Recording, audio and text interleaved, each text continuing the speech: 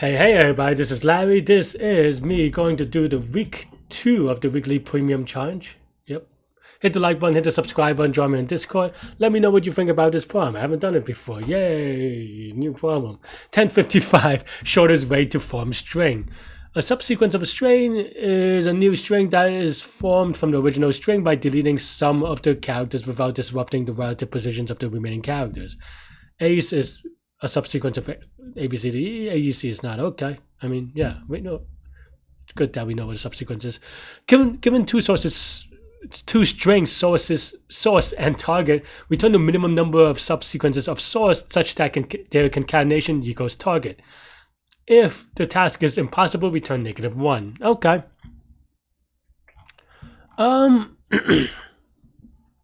I think this is presented in a very mathematical way. Of course, you have this Klein star, Klein,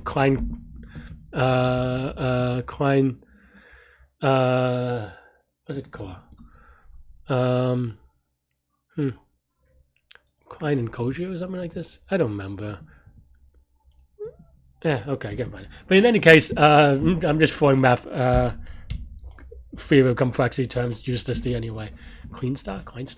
In any case, the idea is I think this one can be tricky if you haven't seen it before. Well, I mean, I guess that's true for every problem. But no, I mean, some problem could be not tricky even though you haven't seen it before. That's for sure. So, but yeah. But for this one, I think the idea is, I think the idea could be that in the beginning. Let me look at the constraints. I mean, they're only 1,000 each, so actually not that bad.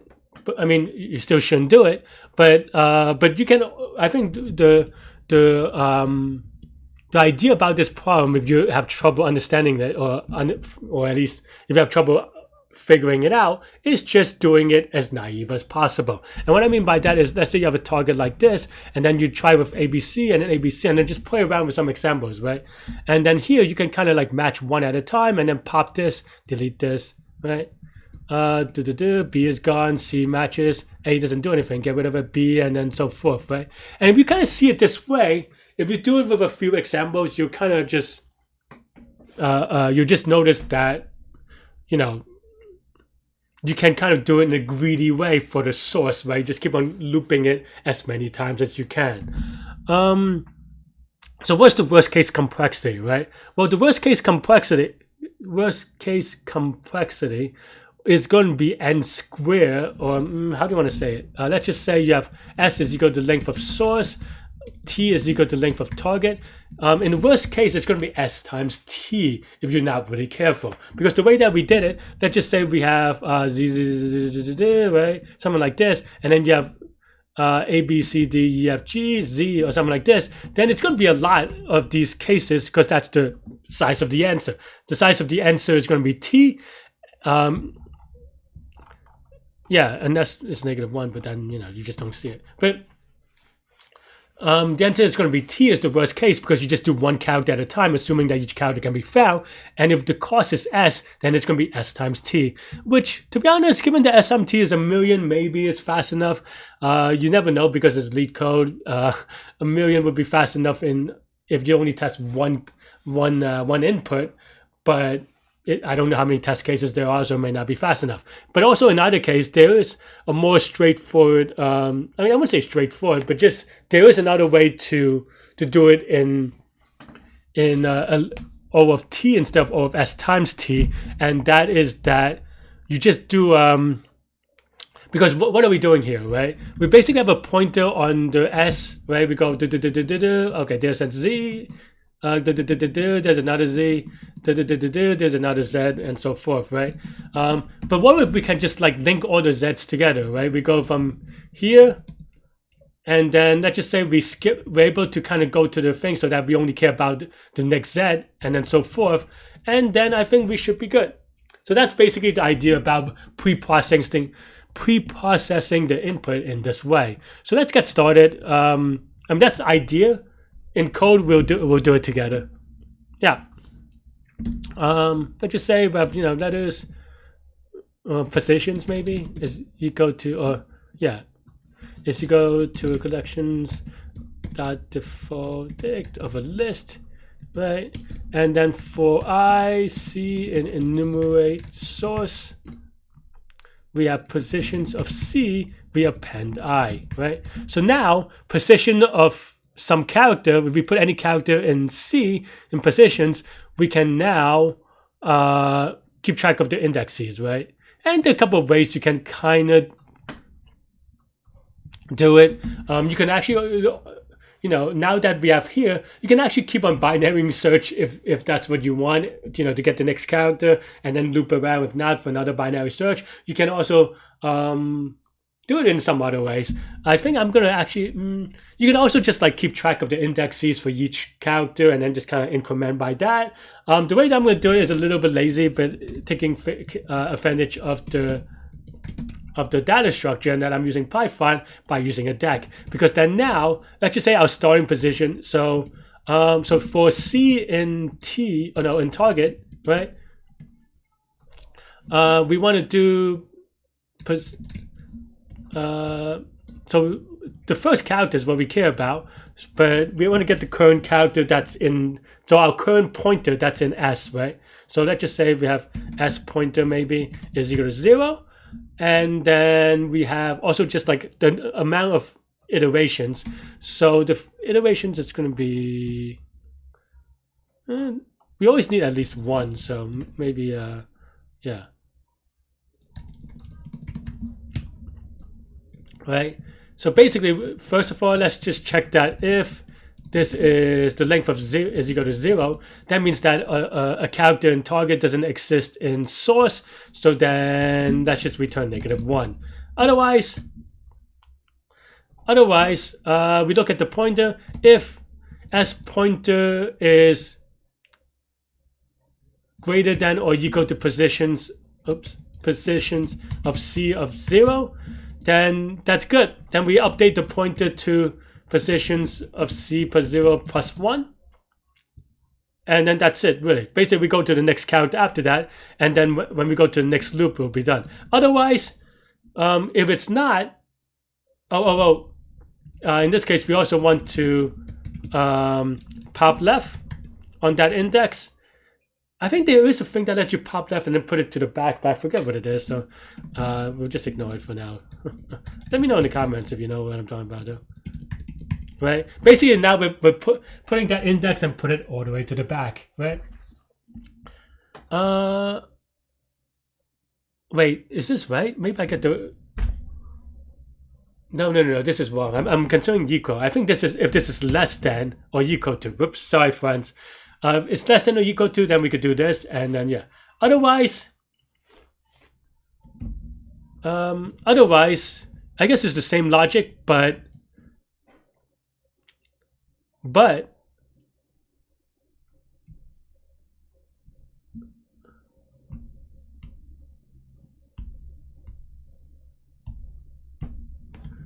that true? Let me just double check in my head. No, it's fine. Yeah, so otherwise it's the same logic, except for we do something like iteration is equal, we increment the iterations because now we got to the end, because S point is, and then we want to go back to the beginning, so S point is equal to 0. And then you kind of copy and paste here, but you can actually just kind of take this, put this here, right? And if this is greater than it, then we do this. Otherwise, we just, do this thing. And then at the end, we return the number of iterations that we went through, the number of cycles. And yeah, I am lazy, so I am going to submit, though. Yeah, it should be okay. Maybe not. The 1 and 3 is the same thing, so that's terrible. Did I get a case wrong? This is off by a lot, actually. I was going to say that examples 1 and 3 are kind of weird, but man, I'm getting a lot of things wrong today. On silliness. Why is this 30 versus 40? Did I mess up? Oh, I did mess up. I know what I did wrong. Can I fix that? Sorry, friends. I think I made a mistake in my logic. Because basically the idea is that if this is the pointer is past that first position, but there actually might be other ones that are next to it, just that this is not that it. Can we do it with, and I'm just trying to think, if we had done binary search, that would have been correct, but this is not the case. The other thing though is that if we do the loop the other way, like if we keep on loop, so there are two fixes. One is binary search, but then the other thing is if we do the loop, like if we do like if we do a while loop, and then kind of keep on incrementing it to the back, then that's just going to also be s times t. To be honest, I don't know how to solve that, so maybe I think my assumption was just wrong. So sorry, friends. I am solving this live, and as you can see, it is actually possible for Larry to be wrong. I don't know the answers to these all the time, even for a medium problem. So my bad. I think I'm going to just do the binary search, and then we'll revisit the answer together, because the binary search I know to be correct. But yeah, that's my fault. But basically now we want to do position C. We want to do a bisect dot bisect left, because equivalent is fine. Whoops. Of s pointer. And then, so this is the index, right? So then positions of C with index, we want to set s pointer is equal to this plus 1. Right?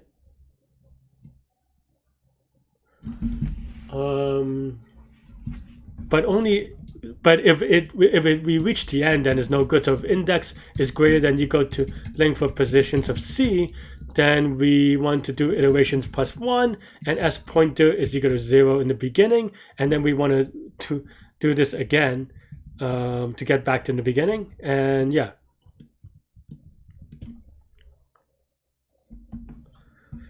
Let's give it a submit again. So this time it's good.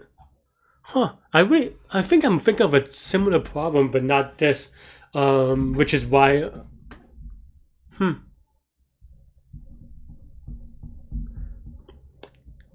Let me go over this problem, or let me go over this solution first, and then let me think about if I could have fixed the other one. But yeah, basically that idea is just, bisect left, allow us to kind of get the index that's s pointer or equal to, and then we want to go to the next one. If this returns an index that is greater than the length of this, that means that there's no number that is bigger or equal to s pointer in the indexes. So we have to update the iterations, go to 0, and then that's binary search again. Though I guess in this case it would just be the first index. Yeah, I guess this would just be the first index. So maybe I could have just put this as position 0 or something like that. But in any case, so you don't need 2 of them, because by definition the first number should be 0 or greater, right? So this is t. This is going to be log c or log s. Sorry. So this is at this is going to be O of t log s time and O of s space, right? So O of s space coming from the summation of all these default lists. Man, sloppy day, but can I?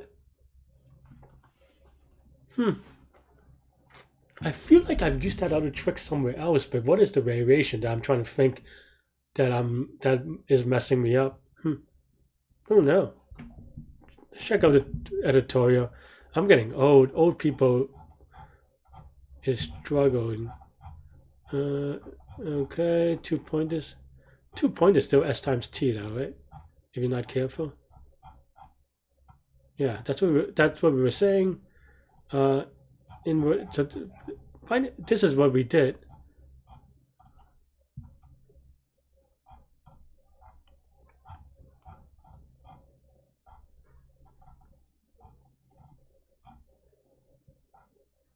Oh, I see. I guess I did it that time.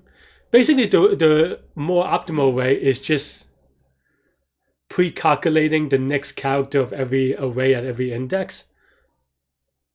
So that's going to be linear time 26. I guess I used that technique before.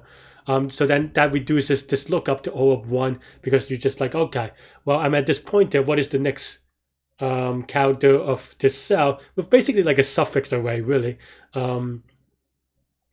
Okay. I don't know. Maybe it's just one of those days. That's all I have for today, though. Let me know what you think. Let me know if you figure out the optimal solution, or let me know what you think about my solution and my day. That's all I have. So stay good, stay healthy, to good mental health. I'll see you later and take care. Bye-bye.